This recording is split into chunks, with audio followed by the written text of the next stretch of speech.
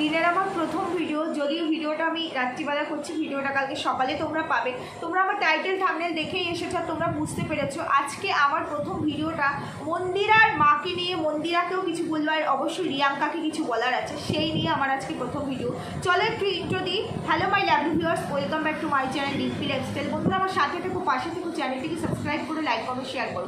তাহলে চলো শুরু করি আমার ভিডিওর মেন পার্ট। সেটা হলো মন্দিরার মা। মন্দিরাকে একটা কথা বলতে চাই। মন্দিরা, তুমি আজকে তোমার হয়তো সেই ভিডিওটা আসবে যে তুমি আগের জন্মে কী করেছো কি না করেছো, সেই সমস্তটা তুমি দেখতে গেছিলে, পিএলআর করাতে গেছিলে পিয়ালিদির কাছে। হ্যাঁ, পিয়ালিদির নাম্বার আমার কাছেও আছে, যেহেতু আমিও পিএলআর মানে পিএলআর রিলেটেড বিষয়টার মধ্যে আছে, কোর্স করছি, সেই কারণে আমি জানি। পরে বলবো এগুলো নিয়ে কোনো একদিন, আজকে বলার সময় নেই। তো সেটা বলতে চাইছি। তো আমার মনে হয় তোমার পিএলআর করার আগে তোমার মায়ের পিএলআর করা উচিত ছিল। বুঝতে পেরেছো তো? মানে তোমার মায়ের পরিস্থিতিটা কেমন হয়েছে বলো তো?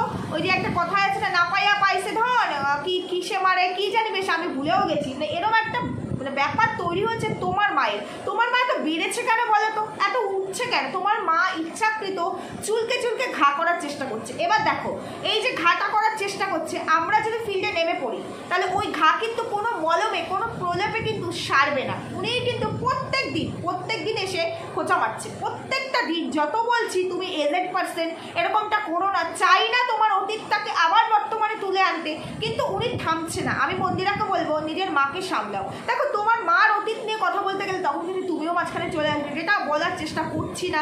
অতীতকে অতীতের জায়গায় রেখে দিয়েছি, কারণ স্যান্ডিকে প্রচণ্ড ভালোবাসি। তারপরেও বলবো দেখো, তোমার হাজব্যান্ড একজন নিট অ্যান্ড রিয়েল পার্সন, সত্যি ছেলেটি খুব ভালো, কিন্তু তারপরেও বলবো তোমাদের এখন যে বন্ডিং, তোমরা দুজনের সঙ্গে ভালো আছো, সেখানে চাই না আর ওই অতীতটাকে তুলে আনতে। কিন্তু তোমার মা মানুষটি কখনোই সুবিধার ছিল না, এখন অতিরিক্ত বার বেড়েছে। মানে ভিউজের জন্য সে পাগল হয়ে গেছে। নোংরামি ছাড়া কি তার জীবন একটা দিনও চালাতে পারে না? কোন বিষয়টা আসছে এখানে, একটুখানি আমাকে একটু কাইন্ডলি বলো। প্রত্যেকটা দিন, আজকে 3-4 দিন ধরে তার নর্মাল ব্লগ চ্যানেল, সেখানে সে কন্ট্রোভার্সি ক্রিয়েটারদের ঠোস মেরে যাচ্ছে, আর আমরা চুপ করে বসে থাকবো। এই কালকে তোমরা দেখবে আজকে একটা ভিডিওতে, মানে সরি, এই ভিডিওটা আমার কালকে দেখবে। কালকের একটা ভিডিওতে আমি বলেছি, এই যে বললো যে চুল কলপ করছি অন্যের বরকে টান দেওয়ার জন্য, আমি শুধু প্রেম করে, আমি নাকি শুধু প্রেম করি। কেউ কিন্তু এই ধরনের একটা কথাও ওনাকে বলে না। তারপরে উনি প্রতিনিয়ত এই ধরনের কথা বলে আমাদেরকে মানে ঠেস মেরে দিয়ে যায়। এরপরে কিন্তু আর ওগুলো কোনো জায়গায় কিন্তু শান্ত থাকবো না। ওই যে তোমার মাকে বলে যে ফোন করেছিল না, আমি কিন্তু বলতে বাধ্য হব, ফোন করে বলেছিল, এই রেল লাইনে এসছি। দেখো মন্দিরা, মুখটা খোলাতে বারণ করো। মামি হয়ে ভাগ্নির সাথে ঠিক কি করেছে, মুখটা খোলাতে বারণ করো। কিভাবে কি হয়েছে আমরা কিন্তু জানি সব কিছু। আর এবার যদি বলি, তখন একটুখানি হলেও রাগঢাক করে বলেছি। এবার যদি বলতে আসি না, পুরো একদম মানে চিচিং ফাঁক হয়ে যাবে, বলে দিচ্ছি। তাই ওই চুলকাতে বেশি বারণ করো, অতিরিক্ত বার বেড়েছে। এই যে দেখলাম কালকের ভিডিওতে শুরুটাই করলো, শাড়ি পরেছি। দেখো শাড়ি পরেছি, আমি কি ড্রেস পরবো?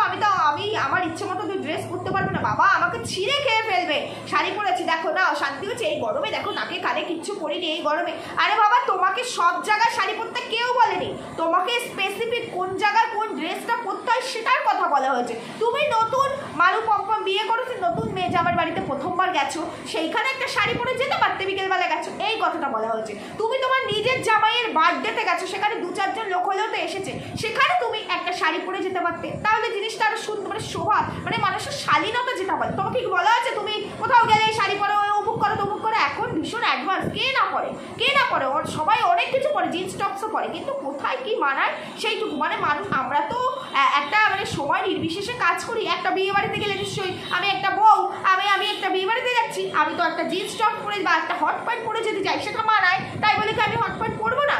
হট প্যান্ট কি পরতে পারি না? না, আমি পরি না, সেটা আলাদা কথা। কিন্তু আমার বয়সী মেয়েরা, আমার বয়সী বউরা কোথাও ঘুরতে গেলে তারা হট প্যান্ট পরবে না? সেখানে তো তার ফ্যামিলির কেউ নেই, আছে কি? আজকে যদি আমি এখন আমার শ্বশুরবাড়ির দিকে ঘুরতে যাই, তাহলে কি আমি এখন ওই জিন্স টপ? হ্যাঁ, সেটা এলাও, কিন্তু শ্বশুরবাড়ির এলাকায় ঢোকা যায় না জিন্স টপ পরে, কখনোই নয়। আমি আমার দেওয়ারের ফ্ল্যাটে যাই, জিন্স টপ পরে যাই, সেখানে আমার দেওয়ার আছে, কারণ ওই আমার শাশুড়িও আছে, ওই জায়গা ওয়াইজ। এবার যদি আমি যখন শাশুড়ি হয়ে যাব, আমার মেয়ের বাড়িতে যখন আমি যাবো, ধরো আমার মেয়ের কোনো স্পেশাল মোমেন্ট, এমনি সময় আমি চুড়িদার পরে গেলাম, ঠিক আছে, কিন্তু স্পেশাল মোমেন্ট যেখানে 2-4 জন লোক আসবে, আমি একটা চুড়িদার পরে বা আমি জিন্স টপ পরে চলে যাবো? হয়, তখন এই জেনারেশনটা আরও আগাবে, তাই না? তোমার থেকে নিশ্চয়ই আমি আরও অনেক অ্যাডভান্স জেনারেশনে বিলং করি। এই কথাটুকু বলা হয়েছে। প্রত্যেকটা কথায় কোথায় কোথায় খোঁচা মারছে, খোঁচা মেরে মেরে বলছে আমাকে ছিঁড়ে খেয়ে ফেলবে। বাবা রে বাবা, না তোমাদের কথায় আমি শাড়ি পরেছি, আমাদেরকে স্যাটিসফাইড করার জন্য দেখি নিপা কাকিমার শাড়ি পরেছে, বুঝতে পেরেছি তো? আমাদেরকে স্যাটিসফাইড করার জন্য নিপা কাকিমার শাড়ি পরেছে। তা বলি কি এই আমাদেরকে স্যাটিসফাইড করার জন্য যে শাড়ি পরলে এবার থেকে বাড়ি থেকে বেরোলে শাড়ি পরবে তো? তখন না দেখলে কিন্তু একদম চেপে ধরবো বলে দিচ্ছি, তখন কিন্তু আর পার পাবে না। তারপরে আবার বললো যে যা বলে বলুক, জানি আমি ঈশ্বর আছে, আমি কিন্তু কোথাও বলি না, ভগবানের সামনে, তবে ভগবানের সামনে গিয়ে তুমি আমাদেরকে সাপ সাপন্ত করো। তার মানে এটাই তো বোঝাতে চাইলে মন্দিরা, কথাটার মানে কিন্তু সেটাই দাঁড়ায়। আমরা কিন্তু ওইভাবেই ধরবো, দেখো আমরা কিন্তু ভদ্রভাবে ধরবো না, আমরা ওইভাবেই ধরবো। ঠাকুরের সামনে গিয়ে বলি ঠাকুর সবার বিচার করো, তুমি বলি ওপরে আছে, সে সবার সমস্ত কিছুর ফল দেবে। দিচ্ছে তো? দিচ্ছে না? দিচ্ছে তো। ফল দিয়েছে বলে আজকে তোমার এই দুর্দশার জায়গা, দেখতে পেয়েছো তো? ফল দিয়েছে বলে। সত্যি মানুষ মানে এদের জন্য ভাবাটা উচিতই নয়। সেদিন এত ঝড় উঠেছিল না, মানে এখানে এখানে ওখানে টোটো টোটো টোটো করে বেড়াচ্ছিল, থাকার কোনো জায়গা ছিল না, চিৎকার করে করে গলা আমরা ফুলিয়ে ফেলেছিলাম যে মন্দির আমাকে ক্ষমা করে দাও, মন্দির আমাকে ক্ষমা করে দাও, উনি বয়স হয়েছে, উনি আর হয়তো করবেন না, মানুষ যেটাই করুক, বাবা মা এটা মেনে নাও, যাই হোক তোমার বাবার সাথে যা করেছে করেছে। কিন্তু তারপরে তখন এই মহিলা কোনোদিনও সংশোধন হওয়ার মহিলা নয়। এবার বুঝতে পারছি যে কি জানি ভুলে গেলাম, আমি মনে থাকলো না, বাস কেন ঝাড়ে আসো আমার ঘাড়ে, এই মহিলাই ডেকে ডেকে নিয়ে আসে, এই মহিলাই ডেকে ডেকে সবটা নিয়ে আসে। তা না হলে এই যে আজকে এত সতী সাজছে, এত ভদ্র সাজছে, উনি নাকি ভালো আছে সেটা আমরা সহ্য করতে পারছি না। এই একটা ভিডিও তো বলে ফেললো, ওনার ভিউজ দেখে নাকি আমরা সহ্য করতে পারছি না, ওনার ভিউজ দেখে আমরা মানে বিশাল মিলিয়ন মিলিয়ন ভিউজ পাচ্ছে। তো সেটা সত্যি, তোমার ভিউজ দেখে যদি সহ্য করতে না পারে, তোমার মেয়ের ভিউজ দেখে তো হার্ট অ্যাটাক করে ফেলা উচিত, মানে আমাদের জোগাড়, তাই না? তারপরে এখন তোমার ওই যে আরেক মেয়ে হয়েছে আমাদের মারু গো, মারু ওয়াইটি নতুন কপতি, তাদের ভিউজ দেখে তো এই আমি হসপিটালে ভর্তি, কেউ দেখতে আসবে আমাকে? মানে আমরা হসপিটালে কন্ট্রোভার্সি ক্রিয়েটারটা ভর্তি হয়ে গেছে, আমরা নাকি সবার ভিউজ দেখেই জ্বলি। সত্যি আমরা সবার ভিউজ দেখে জ্বলি বলে তোমরা এখনো পর্যন্ত কেউ বলতে পারবে এই যে আমাদের কন্ট্রোভার্সি ক্রিয়েটারদের ওরা নোংরামো আমরা সামনে এনেছি, আমরা নোংরামি করেছি, আমাদের নোংরা কোনো ইতিহাস আছে, আমাদের অতীতে নোংরামি আছে, বলতে পারবে তোমরা কেউ? আরে আমাদের আশেপাশে তো অনেক মানুষ জানে আমরা ভিডিও করি, তারাও তো কমেন্টস করে না, তোমরা জানো? অথচ দেখো এদের এত ভিউজ, তাদের নোংরামি না বেঁচতে নাকি চ্যানেল চলে, নোংরামি বেচতে হয়। তাই জন্য আমি মন্দিরাকে বলবো মাকে সামলাও, এখনও বলছি, ওয়ার্নিং দিয়ে যাচ্ছি, ওয়ার্নিং বলবো না, ওয়ার্নিং কথাটা বলা ভুল, উনি এজেড পার্সন, তারপরে বলছি বলে যাচ্ছি, এখনও অনেকবার বলেছি, এখনও বলে যাচ্ছি, উনি যেহেতু একজন এজেড পার্সন এবং তোমাকে প্রচণ্ড ভালো লাগে, ভালোবাসি, কারণ তোমার মধ্যে একটা ক্ষমতা আছে, অন্যায় করলেও তুমি সেটা স্বীকার করো, যদিও বা তুমি প্রচণ্ড মানে এই দিকে খুব ট্যালেন্টেড, এইসব জিনিস কোথায় কি ক্যাপচার করে ধরে রাখতে হবে, এর মধ্যে হয়তো অবশ্য এটা বলাটা ভুল। কাকে বলছি? কারণ মন্দিরা কি দেখতে পাচ্ছে না ওর মার ভিডিও? মন্দিরা কি জানছে না? মন্দিরা কি একটুও জানছে না? মন্দিরা বুঝতে পারছে না? সবই বুঝতে পারছে, এরা সবাই কন্ট্রোভার্সিটাই চাইছে, বুঝতে পেরেছো তো? এদেরকে বলে কি হবে? এরা মানে সবাই সমান, সবাই সমান, কারণ এরা তো নিজেরা অন ক্যামেরা নিজেদের নোংরামি তুলে ধরে, আমরা তো নিজে থেকে বের করে এনে তুলে ধরেছি এমন নয়, এরা নিজেরাই দেয়, নিজেরাই বলে এই আমাকে নিয়ে কন্ট্রোভার্সি করো, এই কথাটা বলে আমি এই নোংরামি করেছি, ওই কথাটা বলে, মনে আছে তো তোমাদের? তাহলে এদেরকে বলাটা সত্যি বৃথা, সত্যি বৃথা, কাকে বলছি। কিন্তু তারপরেও মন্দিরাকে একটা কথা বলবো, মাকে সামলাও, এরপরে যদি না সামলাও এরপরে কিন্তু এমন কিছু নিয়ে টানাটানি করবো, এত খোঁচাচ্ছে না, এরপরে কিন্তু সত্যি সত্যি এমন মানে চুলকে চুলকে ঘা করার চেষ্টা করছে, মলম দেওয়ার জায়গা পাবে না, রিয়েলি ঘা কিন্তু সেরম লেভেলের ঘা হবে, সেরম লেভেলেরই কিন্তু ঘা হয়ে যাবে, তখন কিন্তু আর কোনো কিছুতে মানে রাগ ঢাক করে কোনো কিছু মানে সামনে রাখবো না, যেটা জানি, যেটা আউটবাস্ট হয়নি, যেটা অন ক্যামেরা আসেনি, সেটাও কিন্তু এখানে আমি তুলে ধরবো। বাবা হাওয়া খেতে গেছিলে না নিপা কাকিমা? ফ্লাইটে করে উড়ে উড়ে উড়ে উড়ে উড়ে উড়ে যায় বাবা, 7 দিনের জন্য কি হাওয়া খেয়ে এসেছিলে?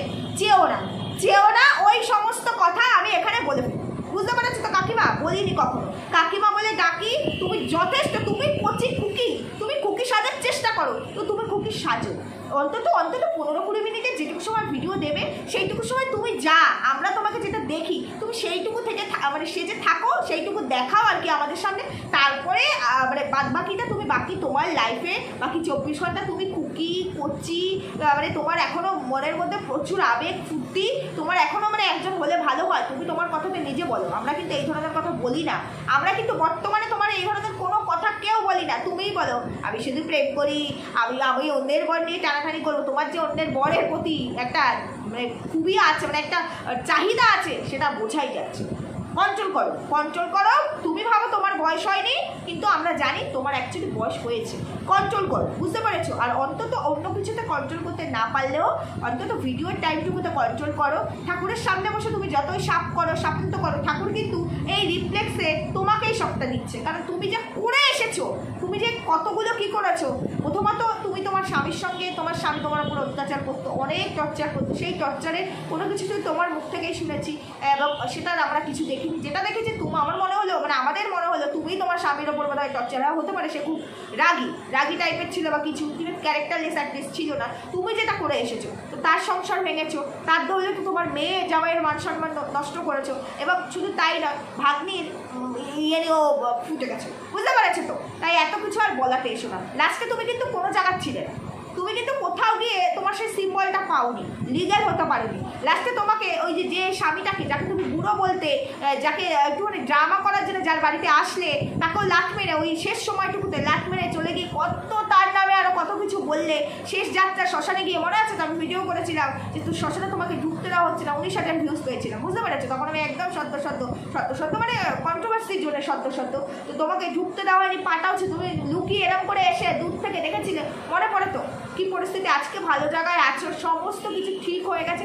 ভালো থাকো না, ভালোভাবে থাকো, ভালোভাবে সংসার করো, মেয়ে জামাই নাতি পুতু সবাইকে নিয়েই করো। তোমাকে নিয়ে না আমাদের মাথা ব্যথা নেই। বাবা তোমায় নিয়ে কিসের মাথা ব্যথা? তোমাকে নিয়ে কিসের কন্ট্রোভার্সি? কি তুমি কেন কন্ট্রোভার্সি চাইছো? মানে ভিউজের জন্য, পয়সা দরকার সেই জন্য? তাহলে আর কন্ট্রোভার্সি যদি চাও, কন্ট্রোভার্সির মতো চিচিং ফাঁক হয়ে কন্ট্রোভার্সি হোক। তাহলে চাইছোই যখন, একটু নির্দিষ্ট করে ভিডিওতে একটু বলে দিও আমি কন্ট্রোভার্সি চাইছি, তোমরা কন্ট্রোভার্সির মতো কন্ট্রোভার্সি করো।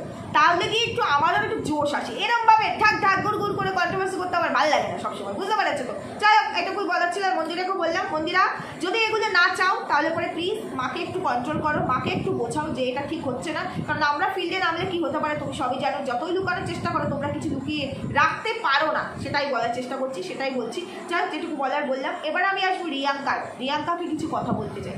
রিয়াঙ্কার আজকের ভিডিও দেখলাম, কয়েকদিন ধরে রিয়াঙ্কাকে নিয়ে এখন আর ভিডিও করার মতো সেরকম কিছু নেই বলে যেটুকু বলার ছিল বলেছি। তবু আজকে একটা কথা না বলে পারলাম না। আজকে একটা কথা আমি একটুখানি বলতে চাই। তোমরা প্লিজ কেউ এসে আমার এখানে কমেন্টস করো না যে কেন অন্যের সংসার নিয়ে কথা বলে। অন্যের সংসার নিয়ে তো এতদিন কথা বলিনি, ওকে নিয়ে তো কোনোদিনও কথা বলিনি। আজকে যেহেতু বিষয়টা উঠে এসেছে সোশ্যাল মিডিয়ার প্ল্যাটফর্মে, আর এই বিষয়টা কিন্তু আমার মারফত উঠে এসেছে এমন নয়, ওদের মারফতে উঠে এসেছে। সেই প্রসঙ্গে সেই রিলেট যখন এই কথাটা, তাই জন্য কথাটা আমরা বলতে এসেছি। সেটা হলো আজকে দেখলাম বিষ্ণুদা একটা মানে গাছ দিয়ে, এটা খুব সুন্দর একটা ব্যাগ বানালো। কারণ সে খেলতে ভালোবাসে, হতেই পারে মেবি খেলতে ভালোবাসে, তো ব্যাগটা বানালো। এবং যখন ব্যাগটা বানাচ্ছে তখন রিয়াঙ্কা একটা কথা বললো, এটা আমার অহংকার নয়, এটা আমার গর্ব। ও যদি কোনো কাজ মনে করে করবে সেটা সাকসেস করেই দেখায়। তাহলে আজকে তোমার এই কথাটা রিয়েলি ভীষণ ভালো লাগলো, ছুঁয়ে গেল। কিন্তু সেদিন এই ওয়ার্ডটা কেন ইউজ করতে পারোনি রিয়াঙ্কা? কেন তোমাকে সেদিন যে এটা আমার গর্ব এই কথাটা লিখতে পারোনি? কেন অহংকার আর গর্বের মধ্যে তফাৎটা বুঝতে পারোনি? কি কারণে? আর তার থেকেও বড় কথা, এত কিছু হয়ে গেল, ওভারঅল এত কিছু হয়ে গেল, তুমি বা তোমরা তোমাদের মধ্যে কোনো রকম গিল্ট ফিলিং তো দেখিইনি। তোমরা অনেকে কমেন্টস করো, পেরেছো কি মারুর ক্ষেত্রে, পেরেছো কি ক্ষমা চাওয়াতে। এই যে এদের মতো ক্রিয়েটার দেখতে পেয়েছো তো, এরা ভাগে তাও মচকায় না, দেখেছো তো? মানে এরা নিজেদেরকে অনেক ওপরে মনে করে। মারুর ক্ষেত্রেটা আলাদা, যদিও এই ভিডিওটা মারু রিলেটেড নয়, এর উত্তর আমি দেবো মারুকে নিয়ে যখন ভিডিও করবো। তো এই হচ্ছে ক্রিয়েটার। কোনো ক্রিয়েটারকে এখনো পর্যন্ত দেখেছো সেভাবে এসে সে অন্যায় স্বীকার করেছে? অন্যায় করো, যে অন্যায়টা বারবার ধরিয়ে দেওয়া হয়েছে, তোমরা ধরিয়ে দিয়েছো, তার ভিউজ ডাউনফলে নেমে গেছে, চ্যানেল বসে পড়েছে, কিন্তু সে কিন্তু নিজেকে নত করেনি। মানে এরা নিজেদেরকে সেলিব্রিটির থেকে ওপরে মনে করে। তাই যেখানে আমরা কন্ট্রোভার্সি ক্রিয়েটার, ছেড়ে দাও, আমরাও ইনকাম করতে বসেছি, ও ইনকাম করতে বসেছে, ছেড়ে দাও আমাদের কথা ছেড়ে দাও। তোমরা ভিউয়ার্স, তোমাদের জন্য আমার চ্যানেল যেমন চলছে, তোমাদের জন্য ওর চ্যানেলটাও চলছে। আমি যদি তোমাদের থ্রু 2 টাকা পাই, ও 200 টাকা পাই, তাহলে ওর সেখানে কি প্রত্যেকটা ভিউয়ার্সের মন রাখাটা উচিত। আজকেও আমি দেখলাম তোমরা একটা জিনিস, তোমরা ভালোবাসো ওকে, তোমরা ওর ফ্যান, তোমাদের ওকে ভালো লাগে, ঠিক আছে ভালো লাগে। তারপরে একটা কথা বলি, তোমরা যা সাজেস্ট করো, রিয়াঙ্কা কি সেই সাজেশন মেনে চলে? রিয়াঙ্কা তোমাদের সাজেশন নেয়? আজকেও দেখলাম কমেন্ট সেকশনে ও তালের শ্বাস খাবে বলে ওর বরকে বলেছে, নিয়ে এসছে। তোমরা বলেছো জ্যৈষ্ঠ মাসে না ছেলের মাকে তালের শ্বাস খেতে নেই, খেও না। ও তাতে উত্তর দিয়েছে আমাদের তো এরকম কোনো নিয়ম নেই। হ্যাঁ স্বাভাবিক, সবার সব নিয়ম থাকে না। জ্যৈষ্ঠ মাসে ছেলের মায়েরা তালের শ্বাস খায় না, এটা আমিও জানি না। রিয়েলি বিশ্বাস করো, জ্যৈষ্ঠ মাসে লাউ ফাউ খেতে নেই। বিশেষ করে জ্যেষ্ঠ পুজো থাকলে কিন্তু আমার মেয়ে, তাও আমার মা বলে তুই খাবি না, লাউ খাবি না, লাউ শাক খাবি না, লাউ পাতা খাবি না, লাউ কিচ্ছু খাবি না, জ্যৈষ্ঠ মাস খাই না। সন্তানের মায়েদের নাকি খেতে নেই, এটা আমার মা বলে, আমার মাসিরা বলে, তাই জন্য খাই না। আমার শাশুড়িও বলে, যদিও আমার শাশুড়ির সবই ছেলে, মেয়ে তো নেই, তারপরেও আমাদের যেহেতু মেয়ে, তারপরেও শাশুড়ি বলে, তাই আমরা এটাকে মানি, জ্যৈষ্ঠ মাসে খাই না। কিন্তু তালের শাঁস ব্যাপারটা বুঝি না। তবে এবার একটা কথা আমি শুধু রিয়াঙ্কাকে বলবো, তোমাদের নিয়ম আছে কি নেই আমি নিয়মের কথা জানি না, এটা আমাদের মধ্যে আমিও শুনিনি, কিন্তু তারপরেও বলবো তালের শাঁস কিন্তু পেট ভারী করে। আর এই সময় একদম, তারপরে আবার আতুর ঘরে রয়েছে, এই সময় একটু বুঝে খাওয়াটাই আমার মনে হয় বেটার তোমার বেবির জন্য। দেখো আমি তোমাকে সাজেস্ট করবো, তারপরে তুমি বুঝবে, এটা নয়। দেখতে গেলে তুমি আর আমি সেম এজ, আমার বিয়ে হচ্ছে 18 বছরে, আমার বেবি হচ্ছে 21-22 বছরে, বিষয়টা অন্যরকম। তাই আমি মা হয়ে গেছি, আমার বাচ্চার বয়স হয়ে গেছে আজকে 10 বছর। তোমার বিয়ে হচ্ছে অনেক লেট করে, তোমার বেবি হচ্ছে 7 বছর পরে, সেই জায়গায় দাঁড়িয়ে আজকে ডেটে এসে তুমি মা হয়েছো। তাই দেখতে গেলে বিষয়টা অন্যরকম, কিন্তু ওই ওভারঅল যদি বলি তাহলে পরে একটু মানতে, যদিও তুমি এগুলোকে কোনো মান্যতা দাও না, তোমার কাছে এগুলো ম্যাটারেবল না, কারণ তুমি কোনো কিছুই মানো না, কোনো কিছু মানো না। মানে আমি যদি শুরু থেকে ধরি শেষ পর্যন্ত একটা জিনিসও তোমাকে মানতে দেখিনি। আজকে আমার দুটো আংটি দেখালেও, যেই দুটো আংটি ওর বাবা ওরা দিয়েছে, সেই দুটো আংটি দেখালে, এই যে আংটি দুটো যে দেখালে, এই আংটি দুটো কিন্তু আবার এখান থেকে নিয়ে নিশ্চয়ই সেফ জায়গায় রেখে দেবে। সেই তো আতুর মানে কি, আতুর একটা ছোঁয়াছানির ব্যাপারটা থাকে। সেই আংটি তুমি ধরলে তোমার হয়তো কেউ বার করে এনে দিয়েছে, কিন্তু সেটা আবার তুমি রেখে দেবে সেই জায়গায়, গঙ্গা জল দেবে, শুদ্ধ হয়ে যাবে, গঙ্গা জল দিয়ে শুদ্ধ করে নিশ্চয়ই রেখে দেবে। কিন্তু এগুলো তো উচিত, এটা তো আতুরটা উঠে যাওয়ার পরও এই জিনিসটা দেখা, আর তো কটা নেই, তুমি বললে আর একটা সপ্তাহ তোমার হাজবেন্ড ব্যাগটা বানাচ্ছে, এই যে তুমি আতুর মানছো না, তুমি অবশ্য ক্লারিফাই করেছো আমি ঘরের বাইরে তো বেরোনি। আতুর মানে ওই ঘরটাতেই বাচ্চা মাকে থাকতে হবে, আর বাচ্চা মায়ের সাথে কেউ থাকবে, তাকেও থাকতে হবে। আমি যদি কোথাও বেরোই তাহলে একটা ছোঁয়াছানি যেহেতু বিষয়, তাহলে পরে ওইভাবে বেরোনো যায় না। তারপরে হাওয়া বাতাসও থাকে, এই আতুর মানে 6টা মাস খুব মানে মেনটেন করতে হয়, ভীষণভাবে মেনটেন করতে হয়। আর আতুর ঘরে কেউ ঢুকলে সে যখন বেরোবে চান করেই বেরোবে, এই জন্যই তো পুজোটা বন্ধ থাকে। এই আমি আতুর ঘরে ঢুকছি, আমি এটা ছুটছি, ওটা ধরছি, এটাকে আতুর বলে। আতুরের তো একটা নিয়ম থাকে, শুধু আতুর মানে এই নয় মা আর বাচ্চা রেস্টে থাকলো, ব্যাস, বাচ্চা তো রেস্টে থাকে, মা রেস্টে থাকলো, এটাকে আতুর বলে না। আতুর কেন করা হয়েছে এর একটা সাইন্টিফিক লজিক আছে। তুমি একটা শিক্ষিত মেয়ে, অ্যাটলিস্ট এই সাইন্টিফিক লজিকটা দেখো। আর এই আতুরটা তো জীবনে একবার মানবে, আর তো মানবে না। যদিও আমার মাথা ব্যথা নেই, তোমরা অনেকেই বলবে তোমার কি, আমার কিছু না, অন ক্যামেরা দেখাচ্ছে, ভিউয়ার্স অনেক প্রশ্ন করছে, আমিও এই অন ক্যামেরাতেই, আমরা এই সোশ্যাল মিডিয়ায় আছি, তাই বলছি আমার কিচ্ছু না। আমি জানি ও মানবে না, ও মানছে না, ওর ইচ্ছা, ওর ফ্যামিলি, ওর সন্তান, ওর সবটা, আমি বলার কেউ নই। যেহেতু আমি একজন ক্রিয়েটার এবং ও অন ক্যামেরা না দেখালে তো বলতাম না, তাই বলতে এসেছি। তাই সেই জায়গায় এই ধরনের কমেন্টস করো না। কিন্তু আতুরের তো একটা স্পেসিফিক মিনিং আছে, তাই না? কিছুই দেখছি না। আমি তো তোমাদের আগের দিন যখন রিয়াঙ্কাকে নিয়ে এর আগে একটা ভিডিও করেছি, সেখানে একটা অনেক বড় কোশ্চেন মার্ক রেখেছিলাম, যেখানে মন্দিরা বলেছে এই চাউমিনটা হয় কাকিমা না হলে রিয়াঙ্কা করেছে। তার মানে যদি রিয়াঙ্কা করে থাকো রান্নাঘরেও ঢুকছে, তাহলে আর আতুর বলে আমি এই ঘরটায় আছি, আমি আতুর আছি, এই আতুর আর বলার মানেই থাকলো কি যে আমার আতুর রয়েছে ওটা নামে, যে 21 দিন আতুরে থাকতে হয়, যে নামে ও আতুরে আছে। ও আবার সেই সিঁড়িতে গেল, ও ক্যামেরা করছে, মানে ও পাড়ি সব জায়গায় যাচ্ছে, সেই জায়গাতে গিয়ে তোমার মা হয়তো ঠাকুর ঘরে গিয়ে পুজোটা দিচ্ছে, মানে সব ছোঁয়াছাড়ি, মানে এটা তো হয় না। আতুরটা যখন ওঠে তখন তো কিছু নিয়মের সাথে আতুরটাকে ওঠানো হয়, সমস্ত কিছু পরিষ্কার পরিচ্ছন্ন, কাঁচা ধোয়া, তারপরে তুমি সেদিন মাথা ঘষবে, আবার সেদিন অনেক নিয়ম কারণ থাকে, শান্তির জল ফল ছেটানো হয়, মানে অনেকটা কিছু হয়, রক্ত ফোটানো, এই সমস্ত কিছু হয়। তাহলে এই নিয়মটা তো মানারই দরকার থাকে না, তুমি চান ফান করবে, আতুর উঠে হয়ে গেল। মানে এটাই শুধু বলতে চাইছি। আর ওই তালের শ্বাসের ব্যাপারটা যেটা বলতে চাইছিলাম, যে তালের শ্বাসটা একটু ভারী হয়, কারণ বাচ্চাদের তো এখনো ব্রেস্ট ফিট করছে, তো সেই জায়গায় দাঁড়িয়ে বেবি হতেও পারে, যদিও তোমার বেবি ঠিক আছে, সুস্থ আছে, ভালো আছে, তুমি মা আমার থেকে বেশি তুমি বুঝবে, বলাটা উচিত নয়। কিন্তু ওই নিয়মের কথাটা উঠলো বলে আমি বললাম তালের শ্বাস এটা হয়, নিয়ম আমি জানি না, তবে এটা খেলে এটা হয়, এটুকুই বললাম। যাই হোক, এবার খাদ্যাভ্যাস, তুমি কি খাচ্ছ, তুমি কি করছো, কোথায় বসে খাচ্ছ, কি করছো, এগুলো নিয়ে আমি কথা বলবো না। আমরা যখন আতুর মেনেছি, এবং এখনও আমাদের পরিচিত কারো যদি বাচ্চা কাচ্চা তো প্রত্যেক দিনই কারো না কারো হয়, তো সেখানে দেখি আতুর ঘর যেটা হয়, সেই আতুর ঘরে খাটের ওপরেই এখন থাকার, এখন সিস্টেম বেশি হয়, মা বাবি থাকে, কিন্তু ওখানে একটা জায়গা, ওই ঘরটার মধ্যে একটা জায়গা করা হয়, সেখানেই কিন্তু মা খাওয়া দাওয়া করে, মাকে খাবারটা ওখানেই দেওয়া হয়। মা কিন্তু ওই ঘর থেকে বেরোয় না, ওয়াশরুমে যাওয়ার জন্য বা কোনো প্রয়োজন থাকলে তখনই বেরোয়, তাছাড়া বেরোয় না। আর মায়ের ঘরে কেউ ঢুকলে পরে সে একদম নিট অ্যান্ড ক্লিন হয়ে আগুনে সেকে ফেকে তারপরে মায়ের ঘরে ঢুকবে, এবং বেরিয়ে চান করে তারপরে বাকি জায়গায় সে ছোবে, বাকি জায়গায় ঢুকবে,